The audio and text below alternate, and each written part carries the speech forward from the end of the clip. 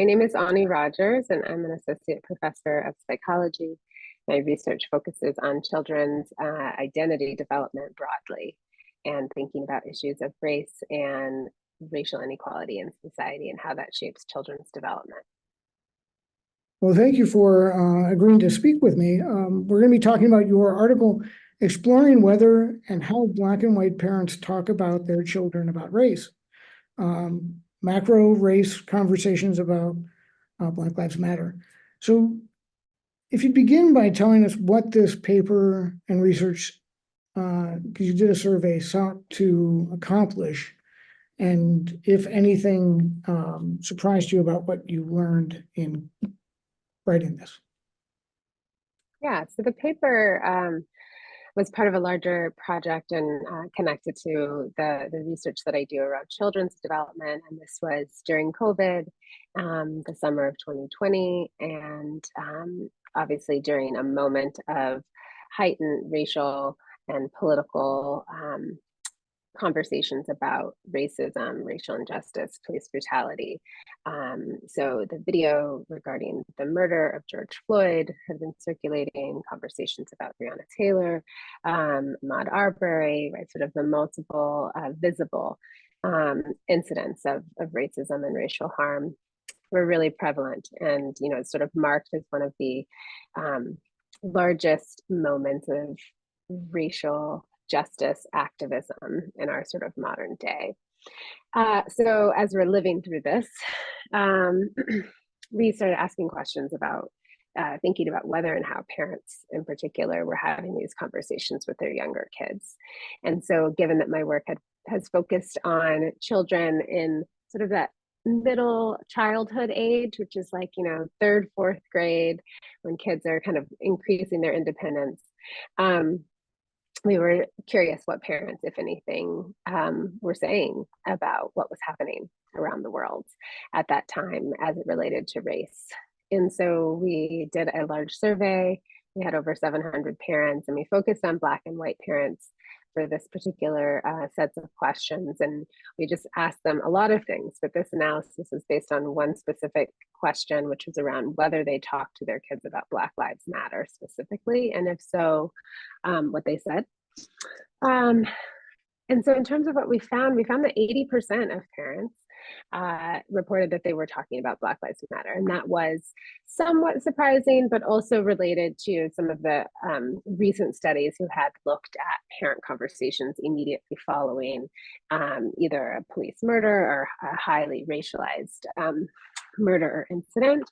So that number is pretty large compared to what you might call like baseline in general. Particularly white parents are not often talking about race or talking about political racial issues like Black Lives Matter.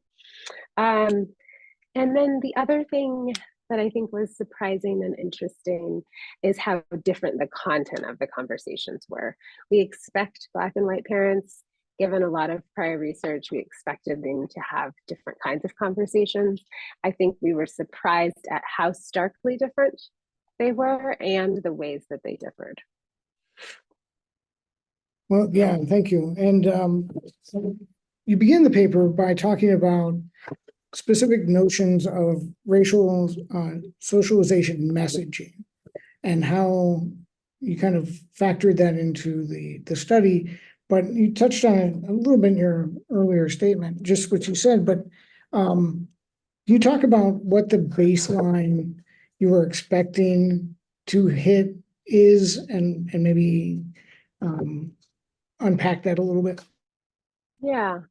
So I think, you know, in the US in particular, where this is where the work is situated, and we're interviewing, talking to Black and white US parents. And, you know, in this context and setting, race is constructed in such a way that whiteness is normal and centered as sort of the default. White supremacy is central, which is this idea that whiteness is ideal and superior to other races and racial groups, and in particular in relationship to Blackness. And so there's multiple ways in which white supremacy and racism sort of structure our society and the norms of US culture. And so from that perspective, when we look at socialization around race, white parents in general do not have these types of conversations. It's not something that's relevant to their lives. It's not something that they consider central. Often white people say, you know, like, I don't think about race at all, right? It's not something that they need to be mindful of, and therefore they are not, and they don't communicate that to their children either.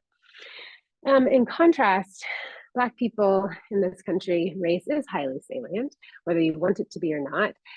Being in a position of racial marginalization, there are multiple barriers, structures, reminders about the way race functions, how it shapes your access, people's perceptions. And so as parents, socializing Black children around race has long been identified as a central and important parenting practice and a component of children's development, where you're teaching your child about what race is, sharing about the racial history, communicating messages of pride and value and belonging. And so we have a lot of research looking at kids of color, and particularly Black families, who use racial socialization as an important parenting strategy and support for children's development. So this sort of divide, if you will, between how Black and white parents talk about race is really well established. And in most cases, you might find, 80% or so, 90% of Black parents communicate messages about race, maybe 30% of white parents do so. So finding that 80% of all of the parents and 76% of white parents, 84% of Black parents were talking to their kids about Black Lives Matter in reference to the baseline is really notable. Well, and I want to touch on the difference is that you discovered, but one of the things I found most notable is that this is one of the most prominent civil rights movements of the last so many years. And, usually when we think about the differences between white and Black parents, it's the talk about the police. And, the white people don't have to have that same discussion about what to do when the police stop you as African Americans. So this is it was very interesting to me to find out how these attitudes shifted when it was towards racial justice and injustice and things like that. Mm-hmm. Getting into that and kind of talking more about the racial socialization, would you talk about how you structured the questions around this? And I'm thinking mainly about parental education and child gender and those factors of how you created the survey. Yeah.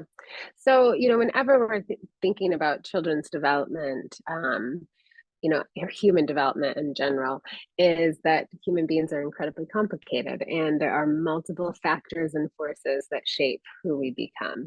And so there are differences or variations in how we experience the world based on race, based on gender, based on social class, based on education. Those things intersect and overlap. So there's kind of like universal conversations to be had about race and how race functions. But then there's also nuanced conversations to have about how race functions if you are a woman, if you're low income, if you're young, if you're old, right? So in constructing this study, we tried to be intentional and as careful as we could in terms of thinking about what are the relevant sociodemographic variables, right, given the structure of racism and how it works, and that it functions a bit differently depending on some of these other factors. How can we try to account for some of that, make reasonable attempts to acknowledge the diversity that happens within these experiences? So our sample, as I said before, were younger children, so 8 to 11, which is that middle childhood age, and we balance the sample based on age and parent race.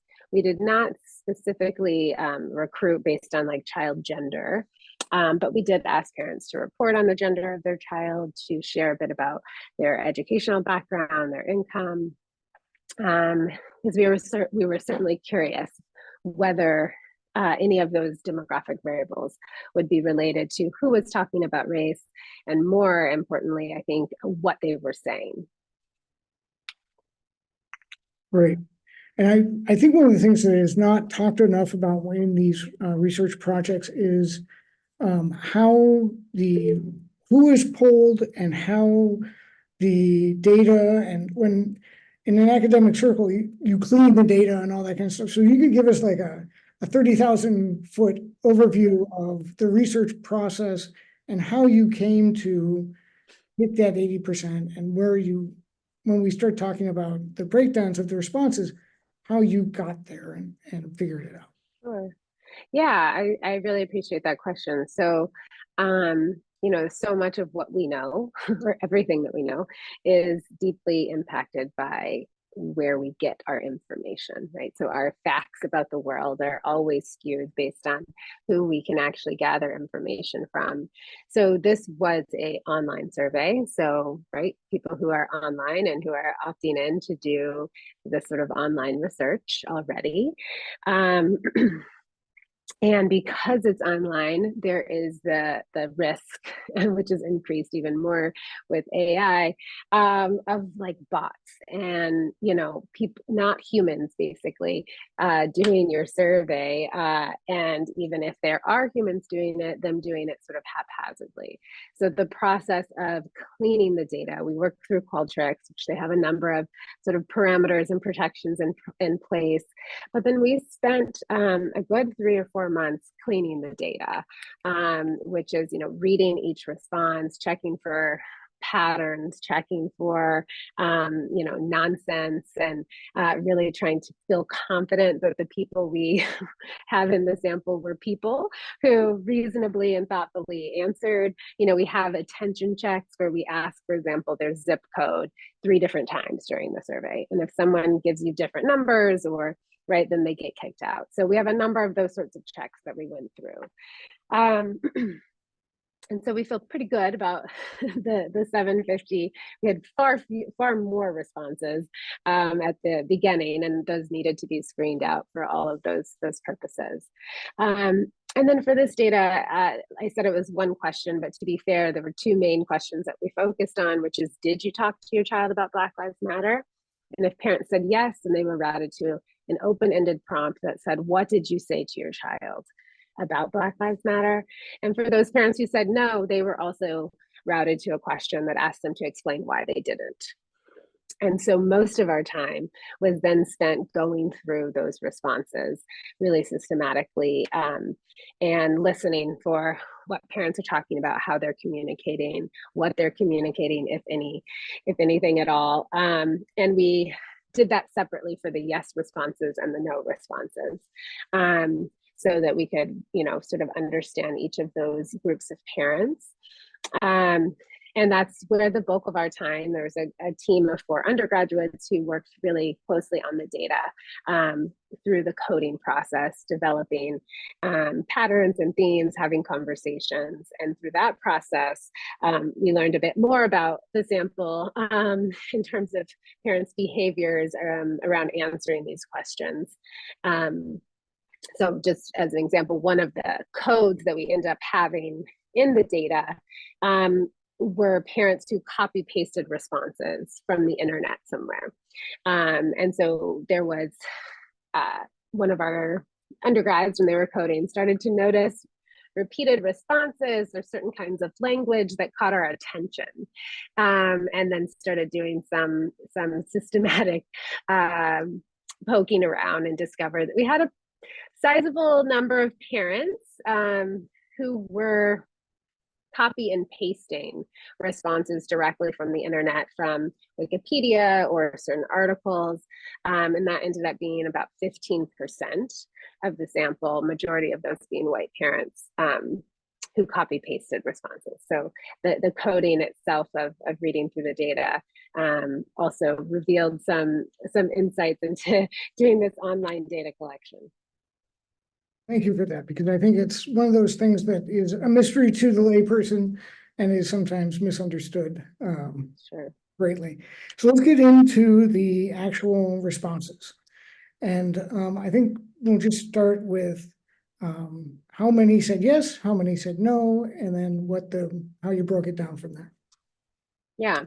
So as I mentioned, about 80% of parents said yes, they had talked to their child about Black Lives Matter, which was 581, so just shy of 600, and 144 who said no, they had not talked about it. So it was very clear that the majority of this sample across racial groups was talking about this moment, this political event with their younger children. And so then we categorize their responses based on the substance and content of what they reported. Now, always important with all research, and certainly in this kind of research, we don't know what parents actually said. We were not there. They did not have recorded conversations. So we are talking about what parents reported having said to their child in some way. And so we had 5 kind of main codes of content around parents who were talking to their kids about race. The first was acknowledging inequality. Now, these were messages that I would argue, and that we sort of center in the paper, as the kinds of race-related conversations that are toward anti-racism, supporting, disrupting racial injustice. So these are messages or information that parents communicated that acknowledged that race and racism were an issue, and that they supported disrupting that injustice and the importance of fair treatment on the basis of race, and fighting for your rights, fighting for what is right. And so about 45% of Black parents, all of the that had said yes, this was their primary message in communicating to their kids. And about 23% of White parents were acknowledging inequality. So already we see sort of a clear difference racially. But I think it's still important to note that that is, you know, for Black parents, it's about 130 parents in the sample who were saying that. And for white parents, there are about 65 of them who were acknowledging inequality in their conversations. Did you want me to keep going through the different ones? You don't mind, yeah, that would be fantastic. Sure, yeah.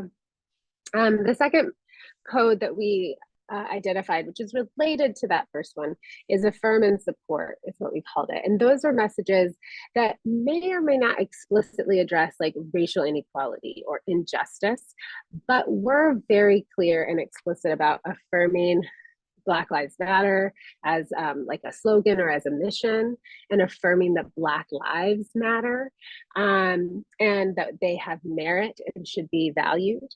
And so those sort of positive messages and support towards Black people, towards Black lives, toward Black Lives Matter, that represented about 34% of Black parents' responses, and about 12% of white parents.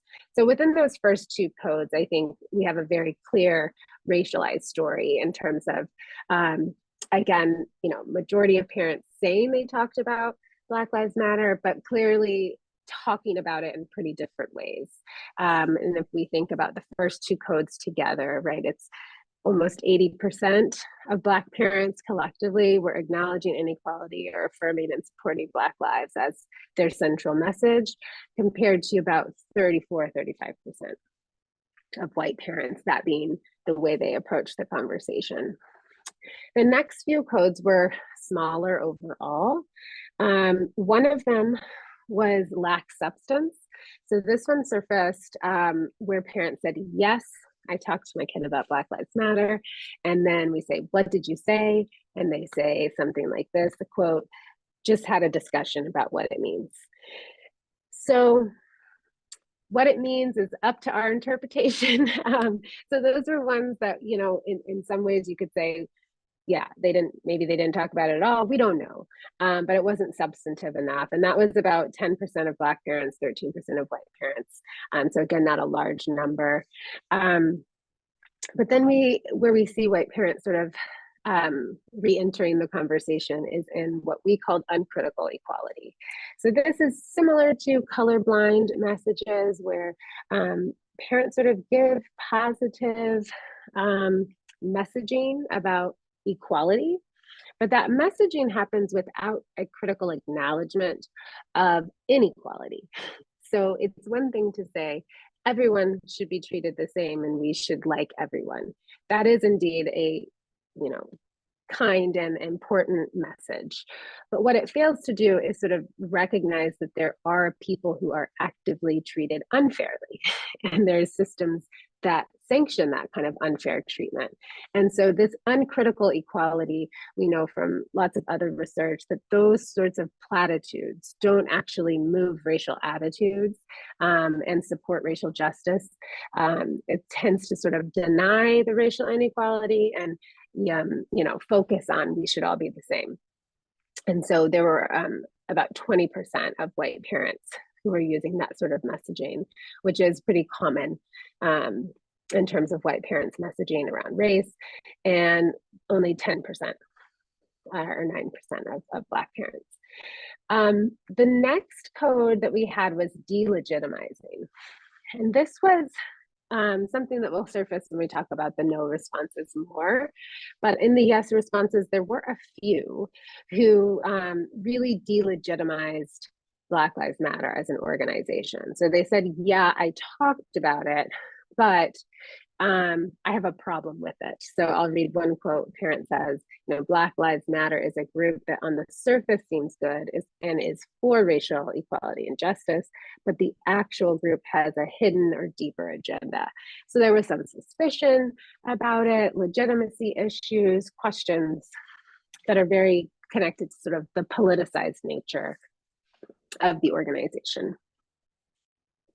And then our last sort of code that we really coded substantively was called uncodable. And this was a few parents who, again, were mostly white parents who either were copy pasting responses directly from the internet.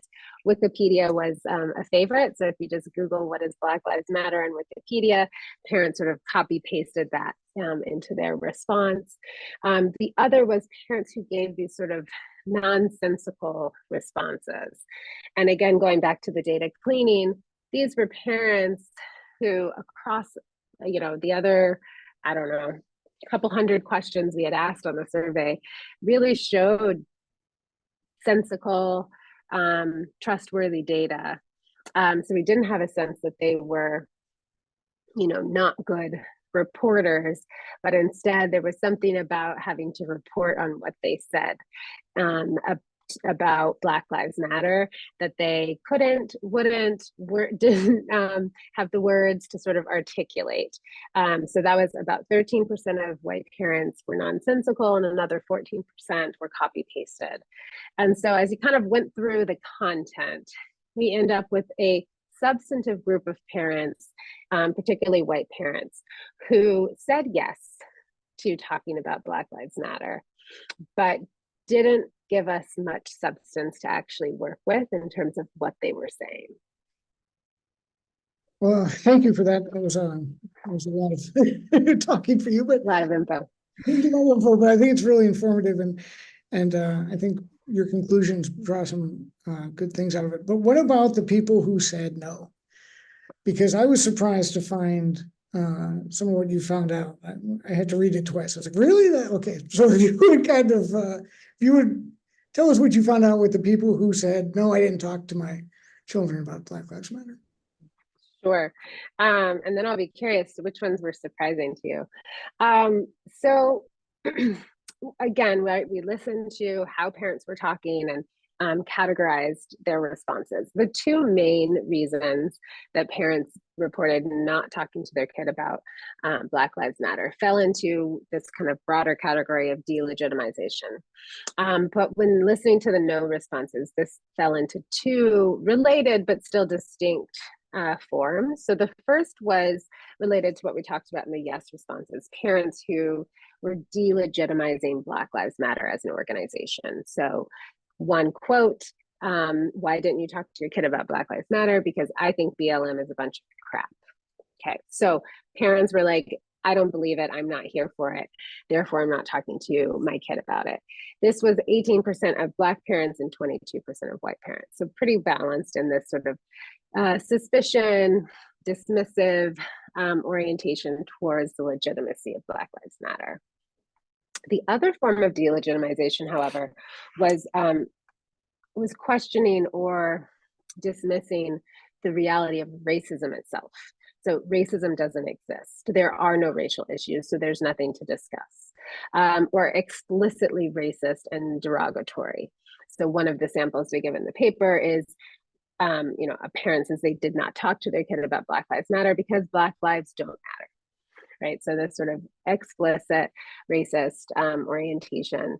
And here we do see a very clear racial difference. So about 7% or 4 Black parents were coded into racism delegitimization, again, sort of saying racism is not a problem, and so there's nothing to talk about. Whereas 20% of white parents, or in this case, 18 parents, were falling into that explanation for not talking about Black Lives Matter.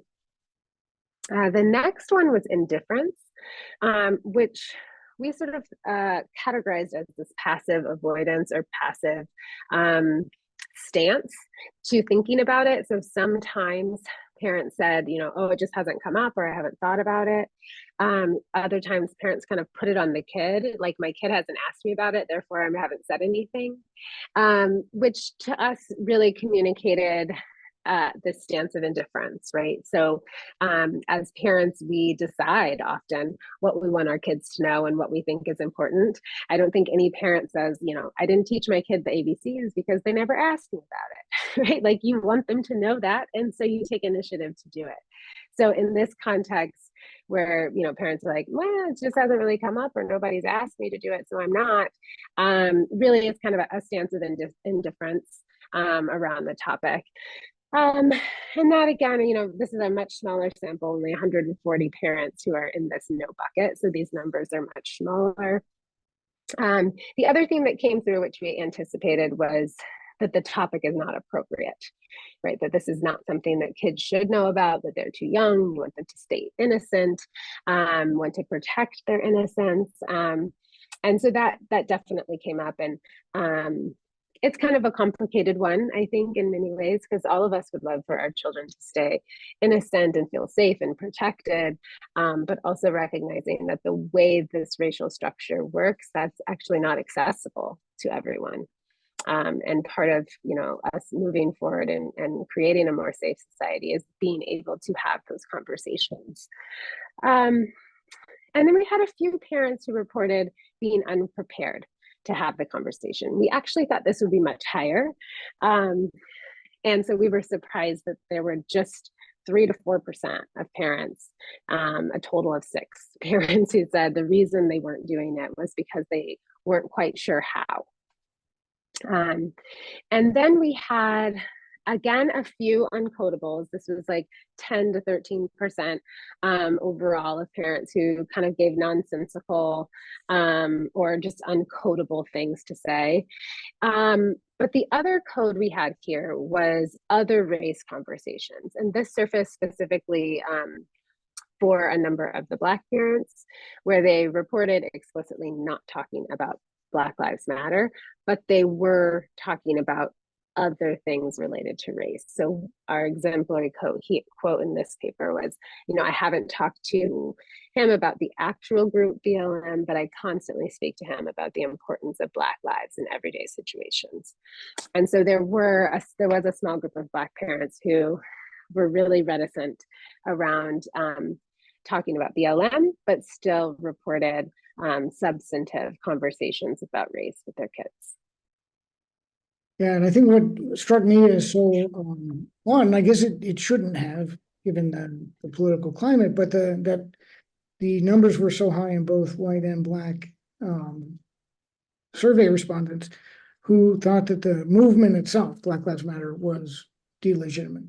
And that, Mhm. at least at the beginning of the movement, didn't seem to be as, I mean, that, because I guess that's how it got its foothold into the popular kind of political discourse that exists today, is because that would be so high. But it doesn't, it just struck me that that was present within the Black community so early. Right. Yeah. Yeah, I think it is. It's interesting. And I think it definitely relates to the politicization of these topics and the suspicion, right, that many have around just any sort of political movement or agency or group.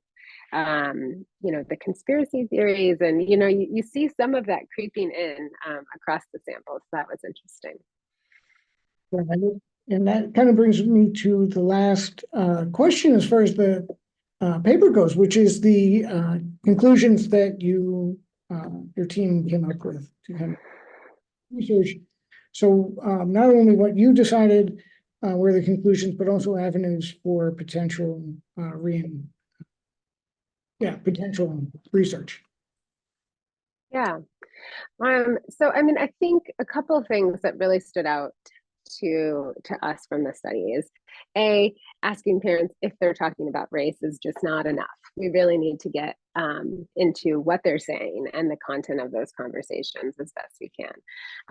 It would be fantastic to have had a study in which we were able to actually observe these sorts of instances, record actual conversations.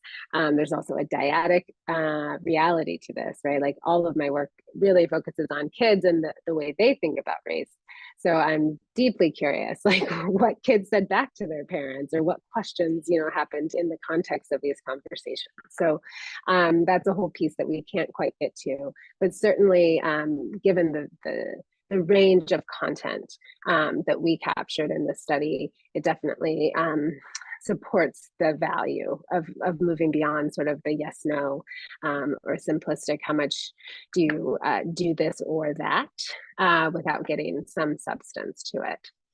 The other piece related to then that substance, and I think kind of a focal aim of the paper, is to really make the argument that these parent conversations, which in many ways are kind of thought of as like, in the private sphere, it's like what you're telling your kid and how you're shaping your kid, which, yes, that's true, but also how those private, or what we call micro conversations, are really connected to the broader macro or political conversations in society, right? So that when we think about the structure of racism as a society, we have a lot of shared narratives and beliefs about how racism works and whether something's racist or not, right? And that colorblindness is really central to how we often explain away race and racism.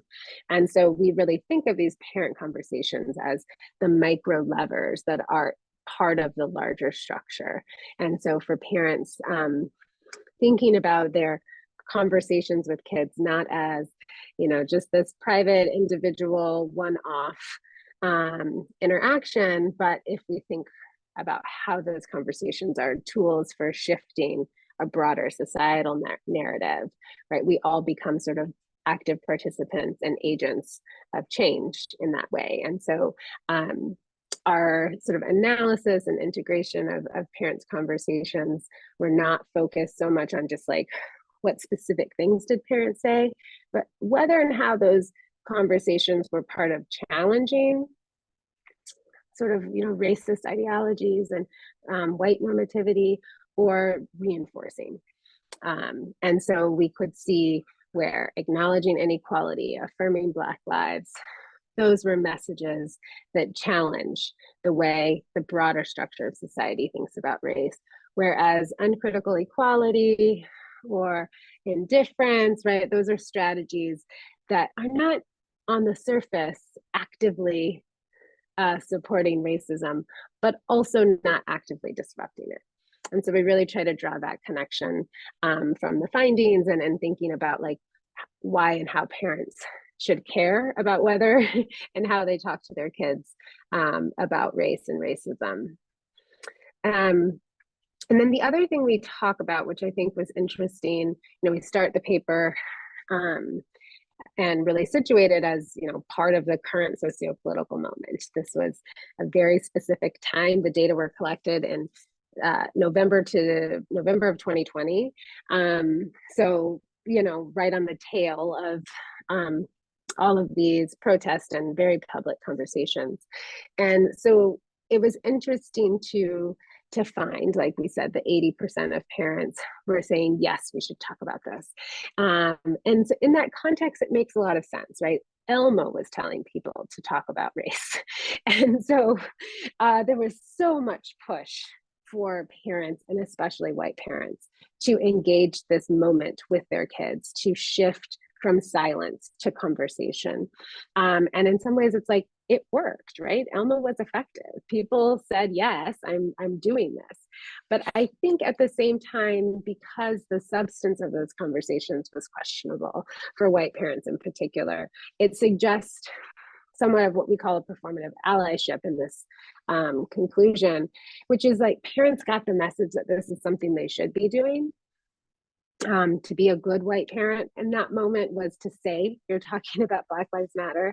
But I don't feel so confident that 76% of white parents were actually talking about Black Lives Matter during this time, right? The data don't really support that was happening at that scale. But it does suggest that parents were getting that message. And there was a clear disruption of, we don't talk about race at all, to, oh, right, the good thing to do to appear anti-racist, is to say we are talking about these things, even if we're not. And, as I'm saying this might also be why there were so fewer parents who said they were unprepared. Maybe they felt like they didn't want to report not knowing or feeling uncertain, or, I'm not sure. Maybe some of those parents who said yes, said, really felt like they should, but they were unprepared. And so didn't really know what to say. We don't know for sure, but I think that discrepancy is really notable.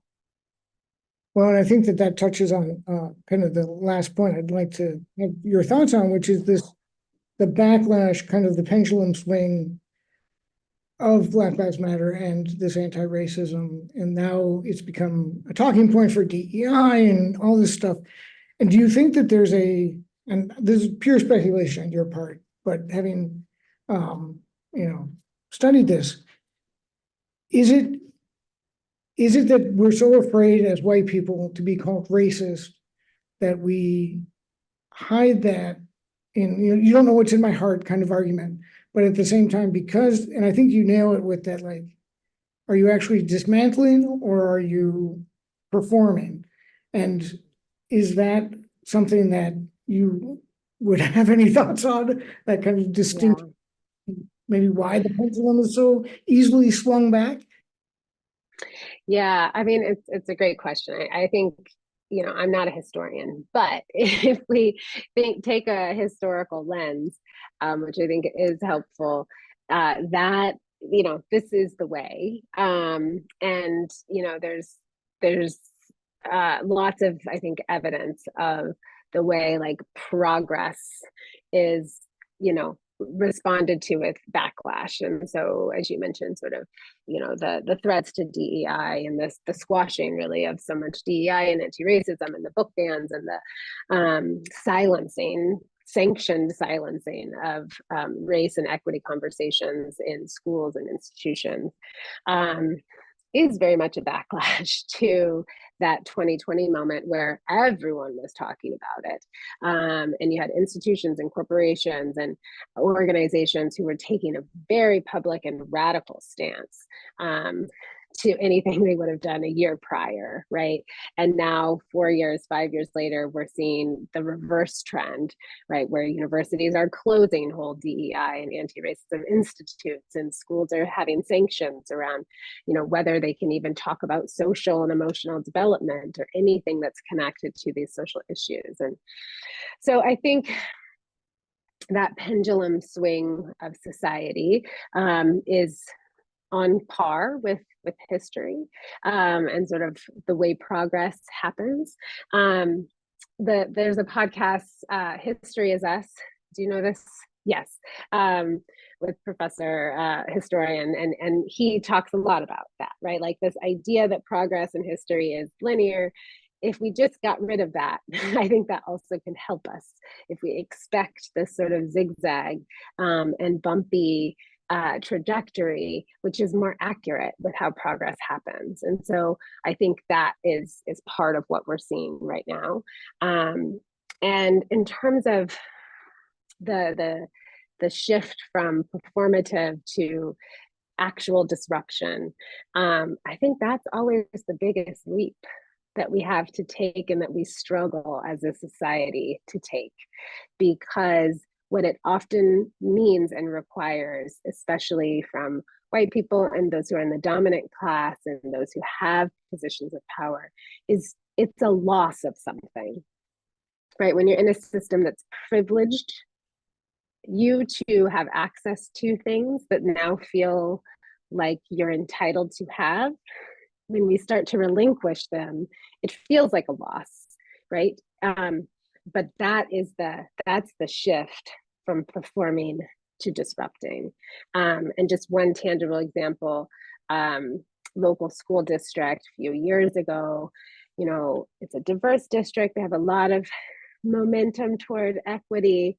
And one of the equity strategies that was raised is to concentrate the PTA monies. So each of the different schools have different socioeconomic statuses.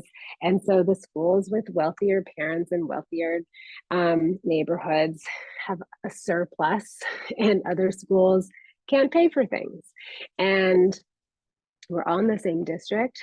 What if we have a collective PTA bucket so that we can distribute those funds? And wow, parents for equity were like, oh, no, these are our money. These are our kids. This is our school. This is right. So if you lose something, then suddenly it doesn't feel so attractive. And so you can perform it of, I want to live in this diverse neighborhood and I want to be in this diverse district.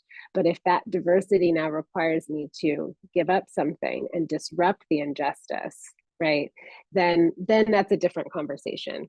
And so I often say it hurts a bit. Right? If we're gonna disrupt and we're gonna shift, it's going to hurt. And we're gonna have to lose something in the existing structure, right, in order to gain what we really believe we all should have. And so I think it's, making that shift and recognizing that discomfort is part of the progress is the hardest one. Well, and that brings me to one final point. This really is a final point, that you found that the higher educated respondents were less likely to talk about inequality than the lower educated people. And I think your example kind of blows that up into a very large balloon. So maybe you could just end on that little tidbit. Yeah, I mean, it's a great point. Like I mentioned, we tried to kind of include some of these sociodemographic variables to capture some of that. And I think, the human diversity and context matters so much that in some ways we still didn't have enough people in each of the buckets to find all of the patterns. But yeah, this sort of the role of education and social class in our data, I think it does sort of speak to that there is a knowing and a recognition of when you have more to lose, it's a little bit harder to do that. So yeah, but I think there is silver lining here, and hopefully a bit of fire for all of us to be thinking differently about how we're positioned in the larger structure.